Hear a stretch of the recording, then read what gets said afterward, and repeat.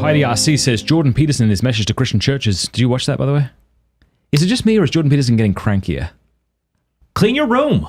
Don't be a lobster. But have you been watching the latest videos you've been doing, like message to Christians? And I mean, I saw them a little bit being advertised, but I think it's kind of cool. You get to a point in life, like you're old, you're like, listen, I'm just going to get cranky at this point. But right. Okay, what about anyway, him? So in his message to the Christian churches, he emphasized that the churches need to invite more males into the congregations and to invite their participation. I tend to agree, says Heidi, but the message needs to come from masculine men themselves. First, you agree with his idea, and second, how does the Catholic Church go about doing something like that? I do believe that the church, especially the Latin rite, has become less masculine over time. How do we help fix that?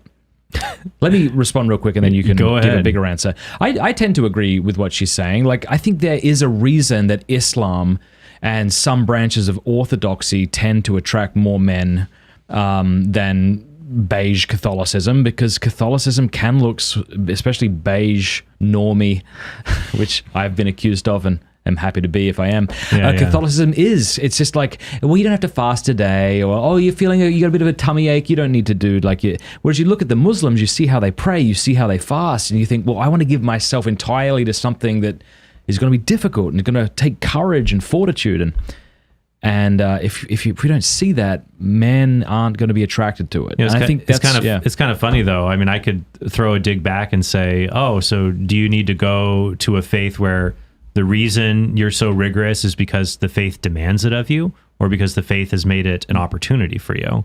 It's kind of interesting. It's like, wouldn't real manly virtue be that I pray the divine office and I pray a rosary each day because I want to, and I want to be strong in my faith, not because there's this explicit rule in a hadith or canon law or whatever that makes it so rigorous for me.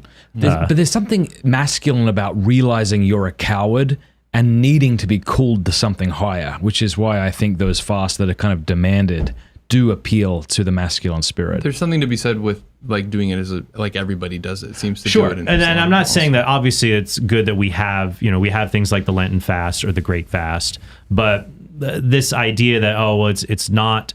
I guess I would want to know more like what is meant by it not being masculine enough. I agree with you. There is a problem where men feel out of place in the church and wanting to give them that opportunity to be. I don't know. It's hard. I mean, I'll answer this stuff. I'm not an expert in like, how do we fix the church? I don't know. I show that it's true. Everybody else can fix where we're not living everything right. But men like to be called to difficult things. I think it's amazing. Like, I don't know. It's a hard time if like a men's group, like I haven't found a men's group that like has really resonated with me, because I don't want to kind of sit around and just talk about stuff. It's like, okay. I remember once when I lived in Phoenix, we went out and prayed in front of a pornography store as a group of men. Mm-hmm. And then one of the guys got really exuberant and went out into the parking lot to talk to someone, and like 8 police officers descended on the scene.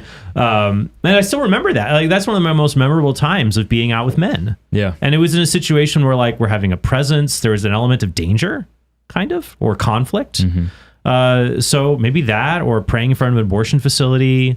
And I'm not saying that men can only gather and protest, but I don't know. You're right. I mean, think of your example of jiu-jitsu, right? Like you just said, would you rather be someone who goes somewhere where it's mandatory to train hard, or do you want to be so manly that you go to like a kind of, less than intense jiu-jitsu place and you just do the training harder? It's like, no, you're aware that you're not who you should be, and therefore require men who are advanced on this path to call you to that thing that they're doing that you're not yet doing. I mean, you said when you talked about jiu-jitsu, you went there because it seemed hardcore. Right. And I think that's the same thing. But they also don't kick me out if I need to dial back a bit. The first time I did jiu-jitsu, I threw up. How did that happen? Because people are freaking choking you, and then I got pounded into the ground. You threw up on the mat? I made it to the bathroom. So God bless you for going back. That takes humility. It took a few months to get back. I was like, I don't know if I'm up for this. And actually what helped me was that was at a night class. So it was at like 8 o'clock at night. Yeah. And like, I'm already tired from the day. I've just had 3 Wendy's burgers. Totally. You know what's the trick with burgers? Just take the buns off. Oh, yeah. The buns are what kill you. Take the buns off. So that's a Michael Scott thing. Remember, he gets that breakfast brought into him and he takes the The bun throws it away. Oh yeah, that's true. So like to the jiu-jitsu analogy, yeah, like finding something where it's so soft that's like we're not even really doing anything. But also the other extreme is that it's so rigorous, like no quitting, no water breaks, you'll be fine. Yeah. It's like, okay, now you're being inhuman and inflexible. So we have to find the balance there. But to get more men involved, you know what's funny? I feel like we really need in what I'd love to see more in churches. I always hear people say, not just men, but young men. Like men in their 20s and 30s who are just starting out in their vocations. I always see people say, we need the youth. We need the youth at the church. Why aren't there more youth? And I'd say, how many youth are on the pastoral council?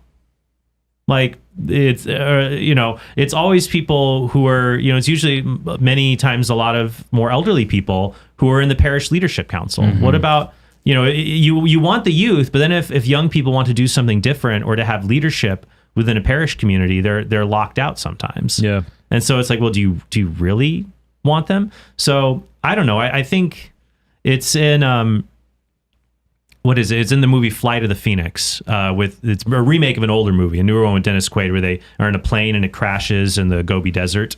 And there's a speech he gives. They're trying to rebuild the plane to get out of there.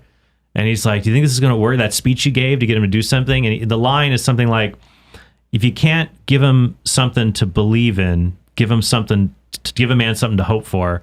And if you can't give him something to hope for, give him something to do. And so this the idea of purpose in life.